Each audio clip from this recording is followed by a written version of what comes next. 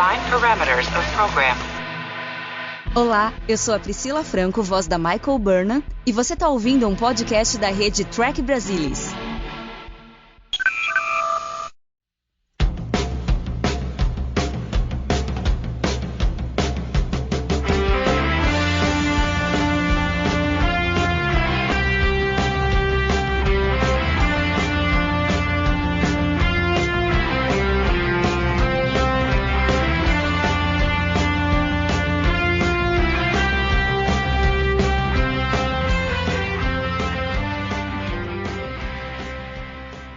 Olá, sejam muito bem-vindos ao Balde do Odo. Esse é o podcast da rede do Trek Brasilis para falar sobre a melhor série de Jornada nas Estrelas, Star Trek Deep Space Nine. E hoje nós vamos falar sobre o 6º episódio da 2ª temporada, Melora. Estão aqui comigo Luiz Castanheira. Boa noite, Luiz. Boa noite, pessoal. Bom estar aqui de novo.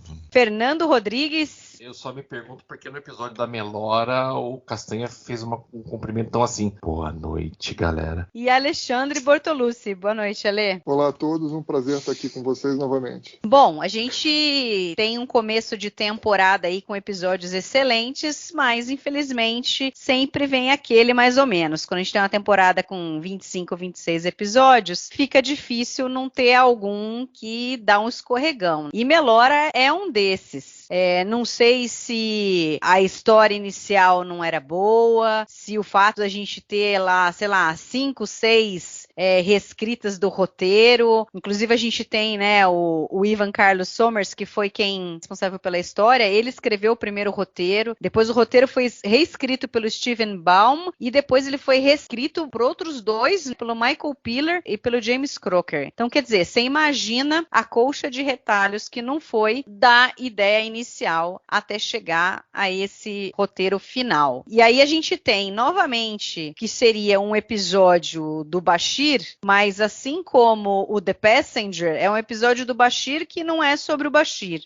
Mas tudo bem, em algum momento eles vão aprender a escrever sobre o Julian. Quem sabe chega logo, né? O pessoal que está acompanhando o Balde do Odo e assistindo ao mesmo tempo a série, tenham paciência que uma hora eles aprendem. Mas vamos lá. Ô Fer, a gente tem essa história sobre a Melora, que é uma alferes que vai chegar na estação e ela tem essa questão de vir de um planeta de baixa gravidade, então ela tem sérios problemas para poder andar e se locomover normalmente numa gravidade diferente do planeta dela. Agora, você não acha assim que é um pouco exagerado eles colocarem assim em Deep Space Nine, em Star Trek em geral, que, será que é tão pouco assim? É tão impossível, é tão raro ter planetas de baixa gravidade que eles tenham assim tanta dificuldade?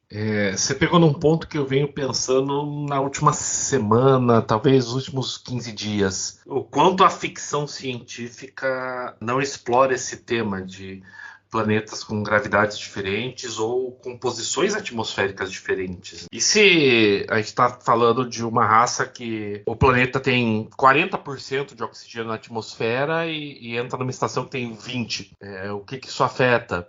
Então eu acho o conceito é muito interessante, eu acho um excelente conceito de ficção científica que deveria ter sido explorado mais, não só em Deep Space Nine, mas na franquia como um todo e em outras franquias. Há alguma coisinha disso em Babylon 5, em termos de composição de atmosfera, por exemplo, mas que acabou se perdendo, assim, eu acho que o tema do episódio se perde um pouco. A gente sai dessa, o que aconteceria com alguém que vive numa gravidade diferente, para uma história de amor e depois para uma história de resgate do Quark. Eu também fico pensando que o quão baixa é a gravidade do planeta onde a Melora mora, porque existe vamos pensar agora em ciência, existe um limite de qual é a gravidade que um planeta deve ter para reter a atmosfera. Então, quão baixa é a gravidade dela? A gravidade dela é tipo o da Lua, e a nossa Lua não tem atmosfera? É mais baixo, é mais alto? Isso não é muito explicado no episódio, porque tem um limite. Se você não tiver gravidade suficiente, o planeta não vai reter a atmosfera. Você precisa de ter uma certa gravidade para o planeta reter a atmosfera. Então, tem uma discussão científica aí que se perdeu no episódio. Sinceramente. Não, com certeza. Fica meio esquisito, tipo assim, se ela tem o corpo adaptado àquela gravidade, ela ia sair voando por aí? Não é esquisito? Mari, eles usam o termo voar, mas não é. É dar pulos altos. O que mostra no episódio, e a gente está limitado aos cabos da cena, Sim. Mas o que mostra no episódio, essencialmente, é os astronautas pulando na Lua. Sim. Essencialmente é isso. Não é voar. E o interessante é que, na realidade, eles queriam, inicialmente, um personagem assim, que viesse de um planeta de baixa gravidade para ser oficial de ciências, ao invés de ter a Dax. Mas aí eles esbarraram em todas essas questões da dificuldade de você ter que gravar e tudo, e acabaram desistindo. Castanha, você acha que essa foi uma boa ideia? Melhor a gente ficar com a Dax mesmo? Com certeza, ficar com a Dax era melhor, até pela época da produção, né? Seria um complicador. A impressão que dá do episódio da semana é que as pessoas pensaram... É que, no fundo, essa coisa da gravidade baixa parece ser uma desculpa para entrar na coisa das pessoas com deficiência, né? É uma coisa pouco pensada dentro do universo, de maneira consistente, e mais, tipo, uma frase, um fillerzinho ali para cair logo na parte da conscientização, da coisa do tem que ter rampa, tem que ter isso, tem que ter aquilo. Como recentemente The Expanse falou,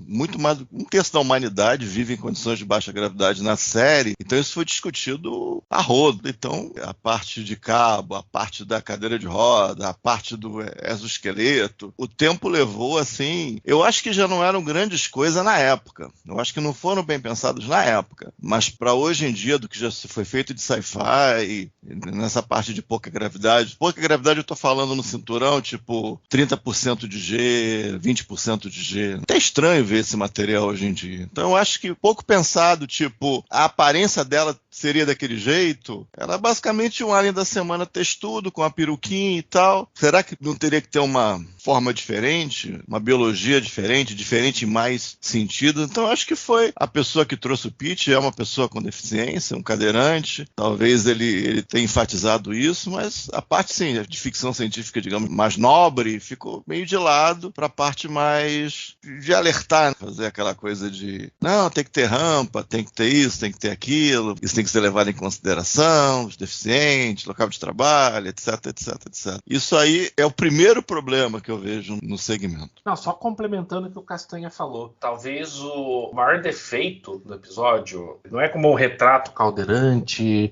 e mostra as dificuldades que tem, mas que aparece uma solução fácil no meio do episódio e que a pessoa escolhe não ter a solução fácil. Eu acho que isso desmerece um pouco toda a situação que a gente tem dos deficientes. Só complementando o que o Castanha falou. E eu acho que se a intenção era mostrar essa questão e esse problema que os deficientes sofrem todos os dias, claro que hoje a gente tem aí normas que tentam diminuir essas dificuldades, né? Hoje os prédios e tal tem que ser todos acessíveis. O cadeirante não tem que alterar o modo de vida dele. Nós é que temos que alterar o nosso entorno para que seja possível que todas as pessoas acessem todos os lugares. Mas eu vejo que esse episódio teve um grande problema porque no início ele trata a Melora assim de forma muito estereotipada. Ela chega assim na defensiva, ela é irritante, ela não quer ajuda de ninguém, ela assume que todo mundo acha que ela precisa de ajuda, que ela não é capaz. Então,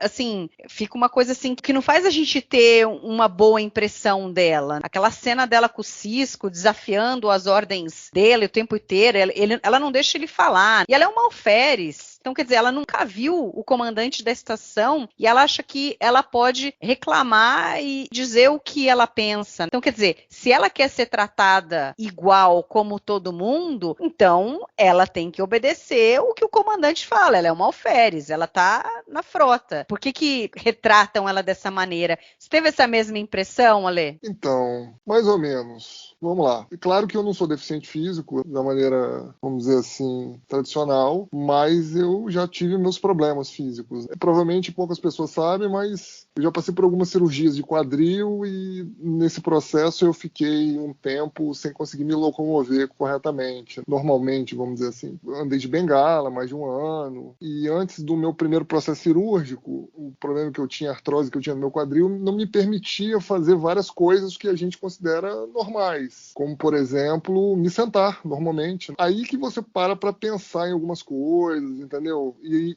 como isso afeta a sua vida diariamente e como isso que te afeta diariamente também afeta o teu relacionamento com as pessoas que estão à sua volta. Então, por exemplo, a gente está acostumado, por exemplo, vou fazer uma refeição. A gente vai fazer uma refeição sentado numa mesa. Eu fiquei alguns meses sem conseguir fazer isso. Eu tinha que comer em pé, porque deitado não dá, a gravidade não ajuda. Então, enfim, né, tive que fazer uma adaptação. Por exemplo, eu ia comer alguma coisa que precisasse cortar, eu precisava cortar antes, para quando eu levasse o prato, quando eu estivesse em pé, eu conseguisse comer sem precisar parar, vamos dizer assim. Estou dando só um exemplo de uma dificuldade. Entre outras coisas, colocar a minha roupa sozinho, por exemplo, uma calça, uma bermuda, ou colocar uma meia, um sapato, ou eventualmente até tomar banho, né, lavar os pés, etc. E isso, querendo ou não, afeta a sua incapacidade de fazer certas coisas, afeta a forma como você vê a sua vida, como você interage com as pessoas à sua volta. Então, eu que sempre fui uma pessoa, entre aspas, normal, né, com a capacidade de locomoção,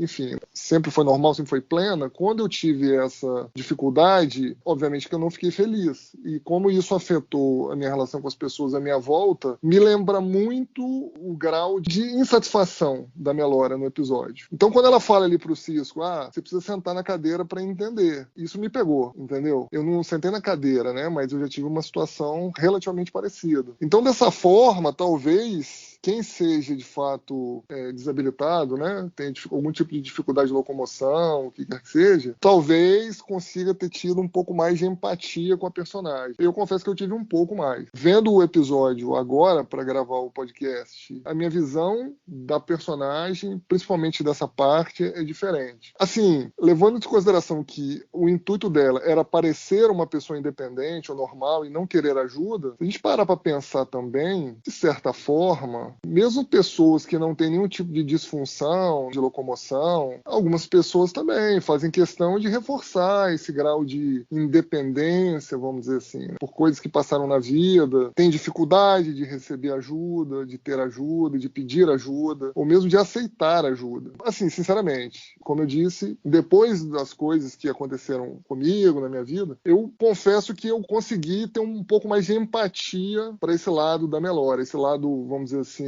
defensivo dela, né? Acho que o problema foi esse. Ela é muito defensiva, ela quer fazer as coisas do jeito dela, ela não conhece o capitão, tudo bem, mas ela só queria ser tratada como uma pessoa normal, vamos dizer assim. Ela não queria ter excesso de zelo ou pena. Acho que vindo por esse lado, eu consigo ter empatia com a personagem nesse ponto que você me perguntou, Mari. Então, mas o Cisco, ele não estava não querendo que ela fosse sozinha porque ele achava que ela não tinha capacidade. Era porque ela era uma alferes que estava chegando na estação, entendeu? Mandar alguém sozinho, pilotando, ter que atravessar a fenda, ir pro quadrante gama, a priori não era para ele deixar nenhum oficial dele ir sozinho, entendeu? Então, assim, esse que eu acho que é o problema, é ela assumir que ele estava querendo que ela não fosse sozinha, ela achava que ele estava achando que ela não tinha capacidade, entendeu? Ela não deu tempo dela conhecê-los, que eles estão fazendo porque eles têm pena dela, ou porque eles acham que eles têm obrigação de ajudar, entendeu? Então isso que pega, assim, nesse episódio. Eu ia concordar com o que a Lê falou. Eu não tenho nenhuma necessidade especial, nunca tive, mas como eu sofri um bullying pesado na infância, eu sempre me identifiquei muito com a Melora. Isso nunca me incomodou, porque eu vejo essa questão de eu tenho que conseguir me virar sozinho e não depender de ninguém. Eu tô extrapolando, tá? Eu posso estar falando uma besteira, porque, como eu disse, nunca em nenhum momento da minha vida tive necessidade especial, mas você tá num ambiente de trabalho com um cadeirante, se você é uma boa pessoa, a primeira coisa que você quer fazer é que eu posso fazer pra te ajudar? Quer que eu empurre sua cadeira? Eu não sei o quê. E ela se ressentia disso. Ela achava que ela tinha que conseguir fazer as mesmas coisas do mesmo jeito de todo mundo. Eu tenho uma empatia com isso muito grande. Assim, isso nunca me incomodou no episódio. Esse, pra mim, é a parte que eu acho boa do episódio, não ruim, na minha opinião, tá, gente? Eu acho que tem coisas muito piores no episódio do que isso, mas parte dessa empatia que eu senti com a Melora. Então, eu concordo com o Fernando. Eu acho assim, é aquela história do cachorro mordido por cobra ter medo de linguiça. Então, ela já tá ali na defensiva porque ela sempre foi tratada daquela forma. Aí até quebrar a barreira, vamos dizer assim, né, de conhecer de fato, saber que não está sendo levado por uma atitude diferente, sendo considerado uma pessoa especial, que precisa ser socorrida, aí é num segundo momento só. Então, acho que num primeiro momento, eu acho crível ela ter esse tipo de comportamento. Mas aí não fica muito esquisito a sequência do episódio, porque daí, em algum momento, o Bashir consegue quebrar essa barreira dela, esse muro que ela levanta para não se comunicar com as pessoas e tudo, porque juntou as duas coisas. Não é só ela não querer que as pessoas a ajudem e achar que ela tem que ser tratada igual. Tem essa coisa dela, parece que ela não quer muito ter contato com as pessoas. Ela não parece ser uma pessoa muito amigável. E aí, de repente, o Bashir chega e quebra esse muro dela aí e mostra para ela que as pessoas, não tem problema as pessoas dependerem uma das outras. E ela, em certo momento, começa a perceber isso. Ela começa a maciar o discurso dela. É que se ela fosse uma alienígena da semana, literalmente, eu até teria mais facilidade de aceitar, mas ela é oficial da frota. Essas situações de pensar uma coisa, mas não é bem assim, tem que conhecer melhor, fazer estágio, fazer missão, depender dali, depender daqui, isso é parte do treinamento, ela é oficial da frota. Eu não compro essa ideia, não.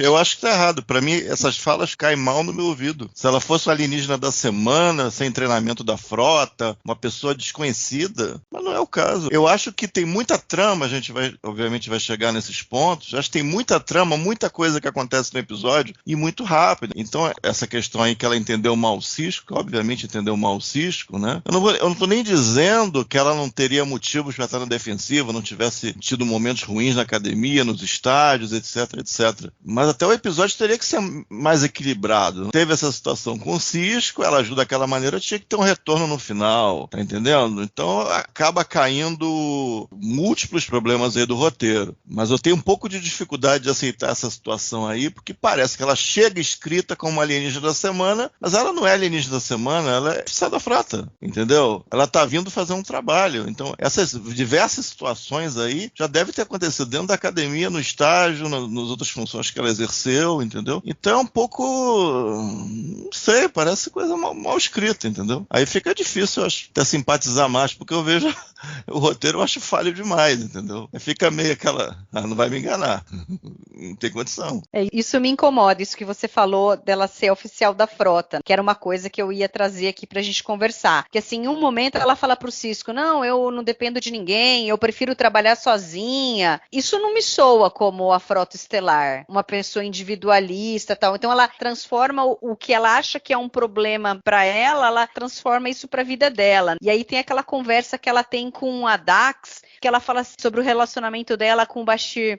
Mas nós somos de espécies diferentes, tal. Aí eu fico pensando, espaço, a fronteira final, vamos explorar novos mundos, novas vidas, novas civilizações. E aí não bate muito, fica aquela coisa do roteiro ruim mesmo. Essa sensação que eu tenho. Eu acho que é interessante a gente discutir sobre essa questão das pessoas que têm dificuldade, provavelmente incomoda a pessoa a vida inteira ficar sendo questionada, não, você precisa de ajuda e tal, só porque você acha que a pessoa está numa cadeira de roda que ela não deva ser capaz de fazer as coisas. Mas eu não consigo ver que esse episódio tenha trazido benefícios nessa discussão em si.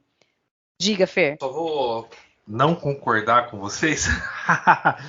O que eu pensei no episódio? Aí tem uma coisa de empatia. Vamos lá, vamos nos colocar nos sapatos da Melora. Ela tá num ambiente com gravidade muito maior, a gente não sabe quanto do que ela tá acostumada. Tudo pra ela incomoda. Tudo. Andar, a gente percebe isso logo na primeira cena, ela parece sofrendo, a primeira cena com ela sofrendo. Aí quando ela tá na cadeira, a gente pensa, não, tá ótimo, tá na cadeira, passou. Não, ela ainda sente no corpo os efeitos de uma gravidade mais forte. Quem já passou o dia inteiro trabalhando com enxaqueca, sabe que uma hora vai dar merda. Com enxaqueca, com gripe, com doença, o que quer que seja. Se tá o dia inteiro com uma coisa, o tempo todo te incomodando, uma hora vai dar merda. Então, eu empatizo com a Melora nesse sentido, Mari. Quando a gente vê ela, o único momento que a gente vê ela, teoricamente, realmente bem, é quando ela tá lá com a gravidade menor, que ela voa, que não é voar, na verdade, né? Eles falam voar, mas não é voar. Mas parem pra pensar que toda vez que ela tá fora daquele ambiente, ela tá numa situação de extremo desconforto. E eu acho que isso, em parte, justifica as ações dela. Mas corroborando com algo que você e o Castanha falaram,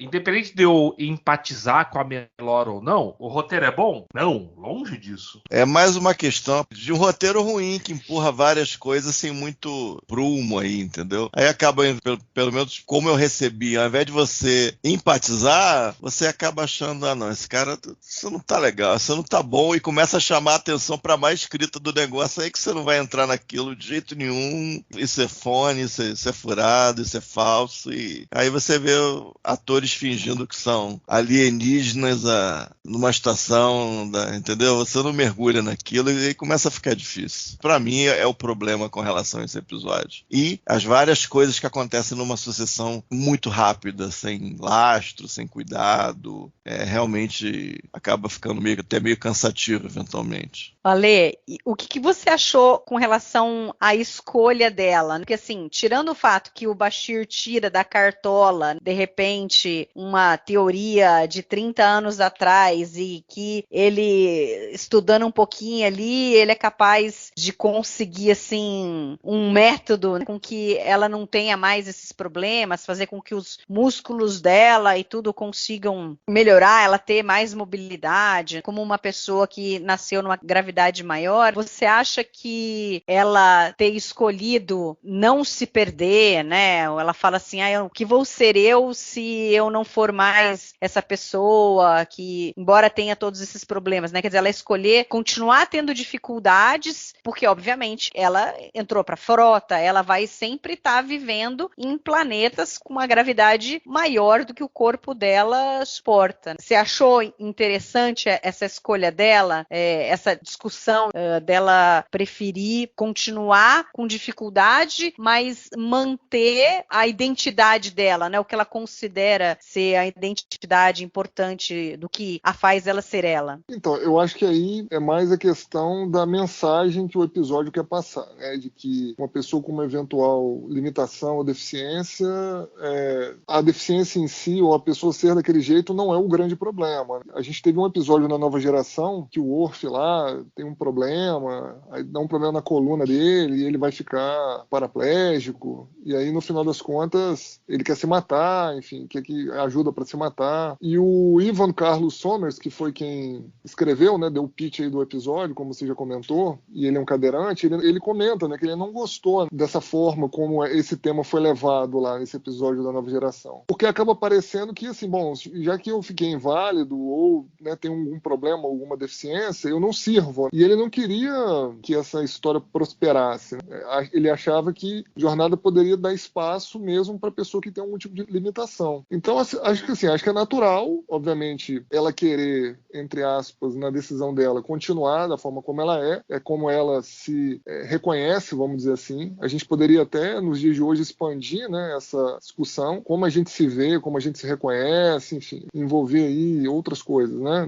Temas de raça, temas de sexualidade, entre outras coisas. Eu não vejo um problema com isso, tá? Sinceramente. Eu vejo um problema com a construção de como ela chegou a essa conclusão. Porque, por exemplo, as conversas que ela tem, né? As reflexões que ela faz junto com a Dax naqueles runabouts, para mim todas essas conversas foram horríveis, horrorosas, muito rasteiro o tipo de conversa que ela tem. E aí você vê que realmente ali faltou ali escrita ali, né? Faltou dar uma polida ali naquele texto, porque a conclusão que ela chega somente com aquela conversa, com aquele tipo de conversa, né? Uma conversa muito rasa, vamos dizer assim, né? Não dá o apelo dramático necessário. Então isso me incomoda. Não a decisão dela em si, mas sim a forma como ela chegou a essa conclusão, de que ela queria ser quem ela é, quem ela sempre foi, que isso não era um problema. Não, eu vou continuar do jeito que eu sempre fui feliz assim, eu não preciso ser outra coisa. Agora, a forma como ela chegou a essa conclusão, com aquele tipo de discussão rasteira lá com a Dax, é que me incomoda bastante. Outra coisa, assim, o Luiz já comentou, tudo bem, a gente tá no episódio, tem história da semana, alienígena da semana, o que quer que seja. Mas assim,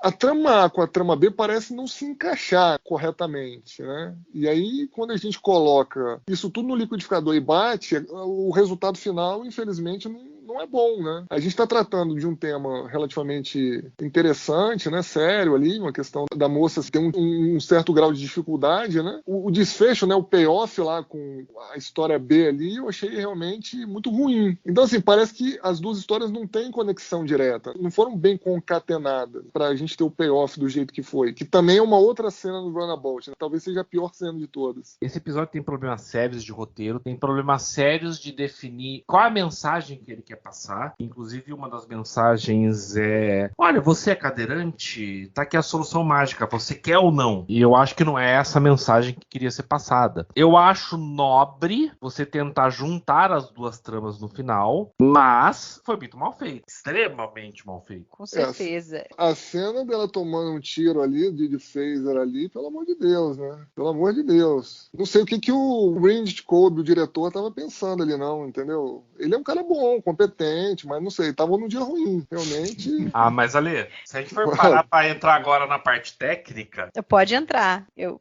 ia pegar o gancho agora. Boa, Mari. Exoesqueleto é pra ser uma estrutura rígida. Ela ainda sentiria dor, teria que fazer mais esforço pra se movimentar, mas tem que ser uma estrutura rígida. E em um monte de cenas que mostra o terço superior da Melora, a gente vê dobrado o exoesqueleto. Nitidamente é um plástico, aquilo que não vai suportar porcaria nenhuma. Mas será que não tem um campo de força, tal? Porque ela liga e desliga um negócio no braço dela. Eu imagino que aquilo ali passa alguma tipo de energia, sei lá, e tal, que faz com que ela consiga ter força para se movimentar, não sei. Não, pelo que eles falam lá, seriam servomotores que ajudariam ela a se movimentar. Mas se a gente tá falando de exoesqueleto com servomotores, quando ela desliga, fica tudo desligado e ela cai, não se mexe. Ou fica louco, que nem a gente viu a cena lá no lugar, né? Aquela cena ridícula dela se debatendo. Parecendo uma tartaruga. Não, boneca quebrada foi um eufemismo. Aquilo pra mim é uma tartaruga de barriga pra cima no deserto. Mas assim, se tem servomotores que vão ajudar ela a se movimentar, ela teria que ligar e desligar. Eu interpretei dessa forma com base nos termos usados no episódio. Não quer dizer que seja realmente o que estava acontecendo lá. Mas independente do que esteja acontecendo, o negócio é mal feito mesmo, né? Assim, muito mal feito. É o que o Fernando falou, né? Pô, o negócio fica dobrando, cara. Os caras estão filmando, o negócio tá dobrando. Porra, não dá pra acreditar naquilo ali, né? Perde completamente ali o sentido de você acreditar que aquilo tá tendo algum objetivo mesmo, de ajudar ela a ficar de pé, o que quer que seja, né? Eu acho que o princípio de funcionamento não é bem explicado e em termos de cena não mostra claramente como é que funciona, o que quando energiza, o que muda na atitude do teu corpo, aquilo ali em funcionamento. Isso tudo aí foi muito mal feito. Muito mal feito. Até sei lá, eu acho até estranho. Bom, isso eu acho até, tipo... sei lá. A gente nem começou a falar ainda do... Não, eu posso falar da maquiagem do antagonista do Quark. Esqueci o nome agora. O Faletcott. Isso. Que tem um negócio na frente da boca, eu só fico pensando que raio de evolução faz alguém ter um negócio na frente da boca que dificulta comer. Sim, eu imagino, ele jogou a sopa, porque acho que ele não ia conseguir tomar a sopa, entendeu? Você tem que jogar a colher na lateral, assim. Porra, meu. Não, tem que botar E o canutinho outro no negócio, canto ele da boca. joga o molusco lá, sei lá o quê, ele joga meio de lado, assim, né, na boca. É de ladinho, é. Tem Não outros tipos de. vou ficar sozinho, é de ladinho que eu me de acho. ladinho. O problema ali também é que tem outras práticas que também ficariam extremamente prejudicadas com aquele negócio na cara dele, né? Pois é. Ale, esse é um podcast assim, family friend. Eu ia falar de colocar um capacete pra andar de moto, é isso que eu tava me referindo, entendeu? Porque o capacete afeta a boca, meu. A viseira, né, não fecha e tal, enfim. O Ale... Nossa senhora. Ô, Ale, você falou daquela cena da Melora tomando tiro e tal, foi muito ruim a direção. Você acha que, em geral, assim, o Rynch Colby tava... Não foi um dia ruim, foi a semana inteira ruim? Ou você acha que foram coisas pontuais, assim, e o fato do roteiro ser ruim, obviamente, não ajudou? Ou a direção também contribuiu bastante pro episódio não ter um sucesso? Então, eu acho que o episódio ruim, assim, é igual acidente de avião, né? Nunca é uma coisa só que acontece. Então, o roteiro é ruim, foi reescrito, né? Como você já comentou. E o Rynch Colby, eu acho que ele estava num dia ruim, porque, assim, se a gente for parar para pensar as cenas de gravidade zero, principalmente lá do Bashir com a Melora, eles namorando, até que é uma cena bem feita. Obviamente teve que ter lá um trabalho razoável na pós-produção, enfim, né? De deletar os cabos lá que eles estavam usando para equilibrar os atores. E parece que ele se preocupou bastante com essa parte, né? Para, enfim, posicionar a câmera no lugar certo, não deixar os atores fazerem alguns tipos de movimentos específicos, né, para os cabos não embolarem, etc, etc. Só que eu acho que ele se preocupou tanto com essa parte que isso aí era uma parte importante do episódio, mas outras partes ele deixou a desejar e acabou meio que, não sei se ele estava cansado já, tinha um prazo curto, né, para poder finalizar as gravações, a gente não vai saber, mas assim, ele deu alguns moles que ele não costuma dar. Só para lembrar, o Rynch Colby ele já tinha dirigido 4 episódios de Space Nine, né? Past Prologue, Vortex, na primeira temporada, The Homecoming e The Siege, né? Que é do trilogia do Círculo lá, no início da segunda temporada. Então, assim, ele não era um cara juvenil, vamos dizer assim, né? Ele era um cara competente. Há quem diga que ele vai dar outro modo de caretaker de Voyager.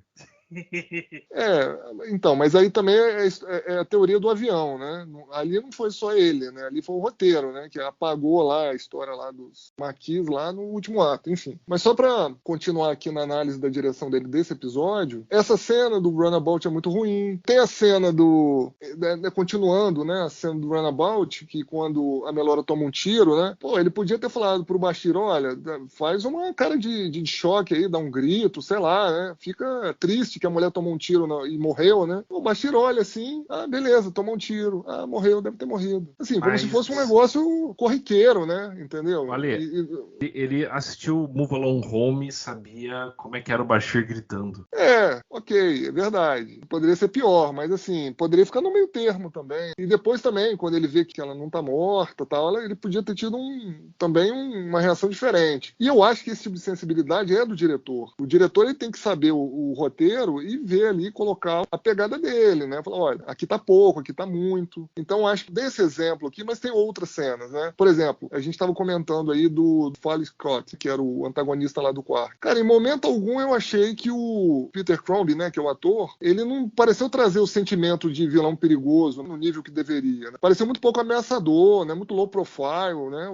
Sem aquele apelo necessário. E eu acho que isso também é trabalho não só do ator, mas do diretor, né? Também conduzir o cara. Entendeu? Em momento algum ali parece, de fato, que o Quark tá em perigo. O cara, eu vim pra te matar. Mas, pô, não pareceu, assim, que o cara tava indo lá realmente pra matar o Quark. Então, você vai juntando esses pedacinhos, eu acho que o Rynch Colby já tinha feito coisas melhores, né?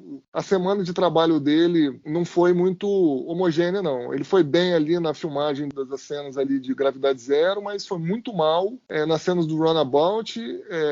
Teve aquela cena final ainda da Melora derrubando lá o Cote lá, enfim, não dá nem para entender o que aconteceu direito ali, e as demais cenas que eu comentei. Então acho que o problema de direção tem a ver com o roteiro também.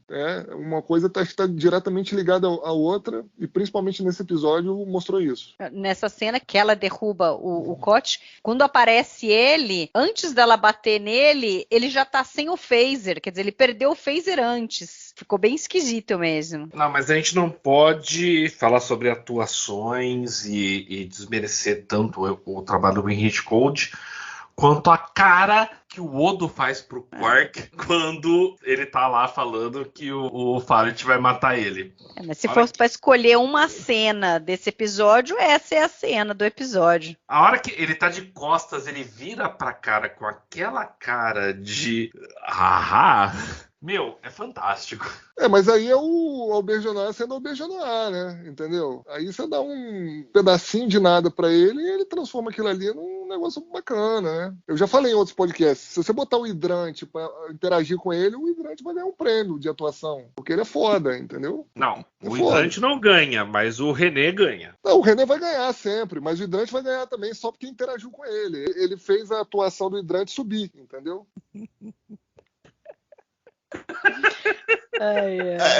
Tá legal, essa cenazinha é bonitinha e tal, mas eu acho que a direção de arte é falha, essa parte aí do exoesqueleto, na parte da cadeira eu acho mal resolvida. O quarto dela tem um pé direito gigantesco, eu acho que aquele pé direito eu acho que não existe nos outros quartos, eu acho um pouco estranho. E da maneira que eles cinicamente fazem as duas histórias colidirem, primeiro, que deveria ser uma outra história, a história do Quark não funciona pra história A, é muito ruim. Podia ser outro tipo de história, como história B, que conversasse um pouquinho melhor. Aí na maneira como casa, tipo, elas estão vindo, parece até piada. Elas estão vindo, voltando da missão, aí o Quark e o cara, não, volta lá, vamos pegar o explorador. Parece piada, parece, vamos fazer agora. Decidir em 30 segundos como é que vai terminar o episódio. Aí vai ter que... Castanha, como se a Dax não pudesse digitar um código ali no Runabout que parasse tudo. Também, pode milhões de coisas. Aí fica aquela cena de ação, aí a cena de ação volta na coisa da gravidade zero, aí ela leva um tiro, não morre, por razões transcendentais, aí depois ela faz uma espécie de torpedo lá e barrou o cara, ela vai, na gravidade zero, ela faz uma espécie de cena de ação pra salvar o dia. Gente, é muito ruim, gente. Deus que me perdoe, gente. Eu amo Deep Space Nine, mas esse episódio, gente, caramba, é muito... muito pra além da zona vermelha. Caraca, o negócio é violento. Então, eu concordo com o Castanho. Eu acho que assim, todo mundo que tá aqui nesse podcast hoje realmente ama Deep Space Nine, né? Mas não é porque a gente ama a série que a gente tem que perder a objetividade na hora de fazer uma análise, né? Não, com certeza. Porque eu acho meio constrangedor, sabe? Pô, vai ter que fazer a cena de ação, aí junta com a coisa da gravidade zero, aí a pessoa mostra que é boa na ação. Sei lá, eu acho meio, sabe? Fica até meio envergonhado de ver o episódio, sabe? Dá uma vergonha ver. Eu não consigo mais falar. Torpedo. Eu tô sendo sincero, me dá vergonha, acaba, sei lá, gente. Outra coisa que me dá vergonha também é o Bashir no começo, ele falando assim, não, porque eu olhei toda a ficha médica dela, eu sei tudo sobre ela, e não sei o que. É muito bizarro, assim, né? Ele é stalker total. Mas mas aí é o momento quem nunca, né, Mari? Quem nunca, né? Pô, quem nunca foi lá no Facebook, no Instagram, no Orkut fuçar a vida de alguém que estava minimamente interessado? Ou mas aí você fica divulgando pro mundo que você fez isso também? Não, você tá conversando pro mundo. Exatamente. É o que eu tô falando. Aí é o momento quem nunca. Aí dá pra entender. Mas aí tem que ser sempre com o Bashir. Esses momentos quem nunca ali. Mas, Mari, posso falar uma coisa? Sim, eu concordo com você. Esse momento Stalker é um pouco estranho. Mas eu acho. Vamos lembrar, na primeira temporada, ele falando sobre a prova final dele na academia. E eu acho que é um episódio que mostra de uma forma mais madura, com perdão da expressão, um personagem imaturo. Eu fiquei com isso. Eu vejo o Bashir mais humano nesse episódio. Falho, sim, com problemas sérios, mas ele parece mais realista. Mas me incomoda. Da mesma forma que ele fica toda hora indo atrás da Dax. sendo que ele sai com outras, assim, né? Ele, tipo, meio que dá a entender que ele é apaixonado por ela, quer sair com ela, mas aí sai com outras. Aí, de repente, ele tem uma pessoa que ele nunca viu na vida e aí ele vai procurar tudo sobre ela, né? De repente se apaixonou pela ideia do que ela poderia ser, entendeu? O nome disso é fantasia. Mas é um cara falho mesmo, né? Essa questão dele tratar a paciente, ter relacionamento com a paciente, isso vai acontecer mais 2 vezes, eu acho.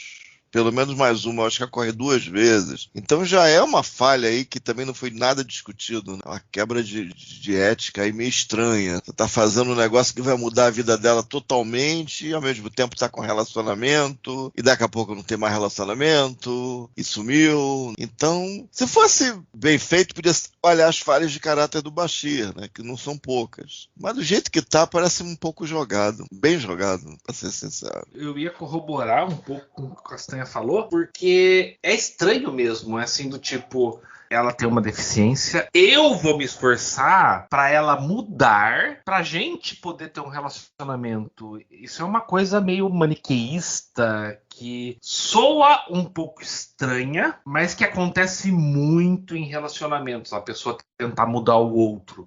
Não tô dizendo que eu tô defendendo o Bashir, tá, gente? Eu acho que essa parte dele é um pouco estranha, porque você vê a Melora tendo as dúvidas dele, ele... Não, se você quiser desistir, você tem mais alguns dias pra isso, mas vamos continuar o tratamento aqui. Isso é um pouco estranho, por isso que eu falei. Ele é mais humano, mas um humano muito falho ainda. Gozado, nesse lado, eu não vejo ele tendo procurado uma cura para ela, assim, com a perspectiva de poder ficar com ela. Primeiro porque ele curtiu o negócio de estar na gravidade zero, tal, que é outra coisa depois que eu vou fazer um parênteses. E eu acho que ali bateu ali o lado Bashir mesmo, médico, entendeu? Ele viu como um desafio, ele viu que tinha uma possibilidade de achar uma cura, e ele tem isso como um desafio da vida dele, né? A medicina de fronteira, tal. Então ele vai atrás disso porque ele é um cara que tem uma inteligência, um intelecto superior, que tem uma capacidade para sacar essas coisas, entendeu? E eu acho que ele foi muito mais no sentido de eu vou achar a cura e tal, do que, não, Mari, agora eu posso ficar com você, entendeu? A gente sabe que em Star Trek o único intelecto superior é, como foi dito no Jornada 2, a Ira de Khan, o do Khan, tá? Eu fico mais que o Bashir, entendeu? Agora, abrindo o parênteses, não é meio esquisito o Bashir nunca ter estado na gravidade zero? Isso aí não dá, gente. Sim, se ele estava tão animado, quando não dá. o O'Brien estava lá arrumando e tal, vocês não acham que o Bashir não teria ido lá só para se divertir, ver o que é na gravidade zero? Ficou meio esquisito isso aí, não? No mínimo. Tem treinamento na academia, gente. Isso aí, eu não entendi. Pois é, eles estão no espaço não o tem tempo sentido. inteiro, né? Coisa estranha, gente. Estranha. Ninguém faz treinamento de combate em gravidade zero na academia? Combate, toda sorte, imagino. Todo tipo. Mas eu acho que ele quis fazer um jogo de palavras, assim, entendeu? Eu acho que foi, talvez, a primeira relação dele em gravidade zero. Aí ele quis assim, você me fez voar. Entendeu? Quer dizer que rolou a paradinha na gravidade zero. Rolado, né? Foi isso. Pela gravidade zero em si. Ô Fer, você tinha comentado anteriormente que tinham coisas que você tinha achado bem ruim no episódio. Tem alguma coisa que a gente ainda não falou que tá ligado a isso? Ou a gente cobriu toda essa parte das bizarrices do episódio? A gente cobriu essa parte, inclusive eu tô ainda tentando conter os risos sobre o torpedo Melora. Ai, Castanha. Não, acho que da minha parte a gente cobriu tudo. É um episódio que pra mim é 12,5%. E você, Castanha? Eu acho um roteiro que foi tão restrito que no fim a obra como posta para ser produzida não tem norte, não tem o que ele é. É um show de mensagem, é para enobrecer de alguma maneira, é para enfatizar a empatia, promover a empatia. Não dá para se saber. A direção de arte também foi muito falha, questão que às vezes falta ficção científica e sobra um high concept, o cara já vai juntando com a moral da coisa que ele quer construir, provavelmente no comecinho, no primeiro rascunho do Ivan Kalasamas, isso aí também aparece, né? Coisas vão acontecendo muito rápido, relacionamento do Bashir, possível cura, vai, sem reflexão, sem ninguém discutir aquilo, tá se relacionando com a paciente, e aí você tem ao mesmo tempo uma história B que não conversa em nada com esse, inclusive é uma coisa que eu queria não esquecer, que é perdida a oportunidade de você chegar no quarto e falar, ó, você anda fazendo muita merda, tá vendo?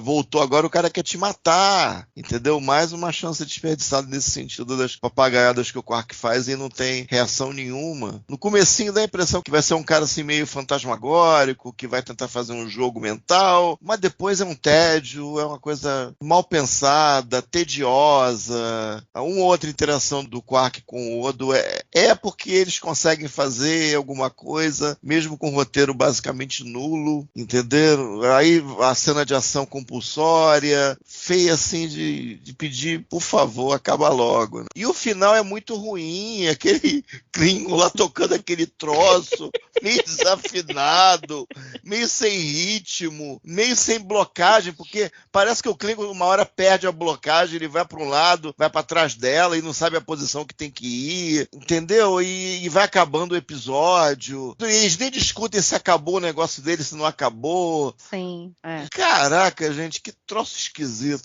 Cá entre nós, que troço esquisito esse Melora. Só um comentário rápido. Eu acho interessante a gente ter um restaurante Klingon, um cozinheiro Klingon, que toca música, porque Klingon sempre era guerreiro, né? Honra acima de tudo, não sei o que, de repente tem um cozinheiro lá tocando musiquinha no violão. Por mais ridículo que a cena seja, eu concordo com o Castanha que a cena é ridícula. É meio food truck, né? Tu reparou? Sim, food é meio food truck. Não tem plástico, tá tudo na mão. Pá, tudo na mão. Ah, não, essa aqui tá que é fresca, pega, né, joga o troço pra fora pelo ombro, aí pega o negócio tudo vivo lá, aquelas minhoconas vivas, o baixinho comendo a minhoca. Ah, não, pera, vamos por partes. Tá tudo certo, gente. Primeiro faz sentido num restaurante Klingon, pega tudo com a mão, porque os mais fortes vão sobreviver.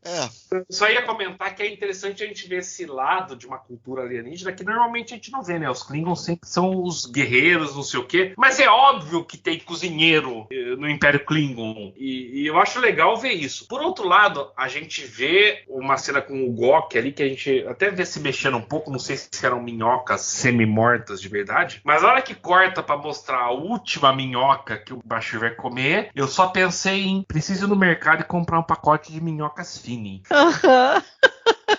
Aquela de sabor Coca-Cola, né? Alguma coisa assim. Nossa. Exato, porque nitidamente era geleia. Sim.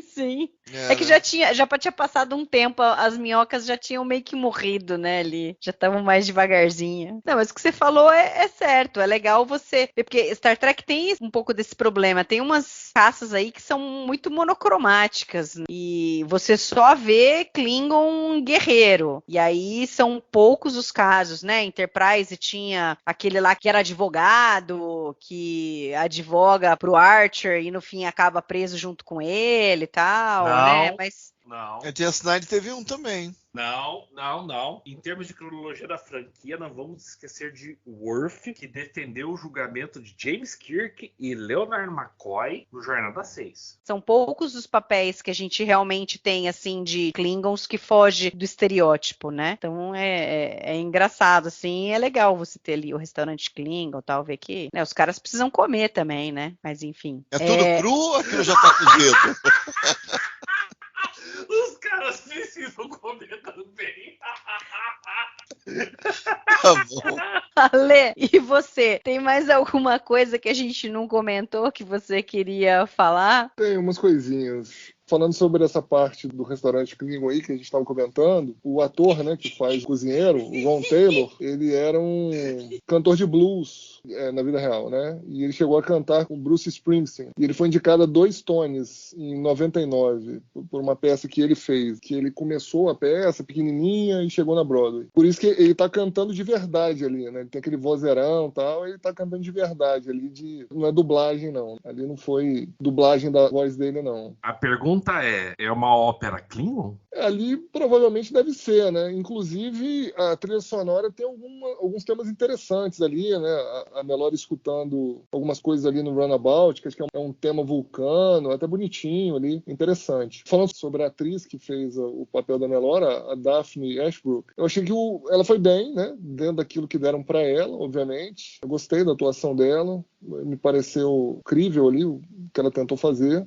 A direção acabou não ajudando tanto assim, mas acho que ela foi bem. O interessante é que ela é a única atriz que estrelou, né, mesmo que seja de forma, vamos dizer assim, convidada, né? Um episódio de Star Trek e a série Doctor Who, que acho que o Fernando aí é bem fã da série também. Em Doctor Who, ela fez a doutora Grace Holloway, em 1996. Além disso que eu falei que eu gostei, né? Eu também gostei pelo menos as cenas entre o Quark e o Odo para mim foram ótimas. Achei muito interessante. A interação deles é sempre caprichada. Sempre para ver, né? A interação dos dois. E apesar das críticas aí, do grau de, vamos dizer assim, né? De pressa que se teve, o desenvolvimento do relacionamento do Bashir com a Melora, eu gostei da interação dos dois. Acho que os dois atores tinham química. Tanto que chegou a ser cogitada a volta dela em algum momento, para fazer mais uma participação especial. Tanto que eles não tiraram, né, aqueles suportes ali para os cabos ali do cenário, né, eles não retiraram, eles só foram retirar isso a partir da 5ª temporada, quando, enfim, a Defiant chegou na série, Deep Space Nine, e os cenários dela começaram a crescer muito e o espaço começou a ficar muito exíguo, né, para filmagem. Mas eles cogitaram voltar, porque eles sentiram que ali deu realmente química, né, do Alexander Siddig com a Daphne Ashbrook. Então acho que da minha parte é isso. O que eu queria passar do episódio era isso aí. E só para concluir, crianças, o que tiramos desse episódio: Torpedo Melora e eles precisam comer. Meu Deus. Mas tem uma outra coisa que o Castanha estava comentando e depois eu fiquei pensando, né? Cara, quando o Koch vai ali junto com o Quark, que vem aquele outro carinha lá, que vai comprar aqueles, sei lá o que é aquilo lá, pulseira, tal, especial, que o Quark conseguiu, não sei o quê.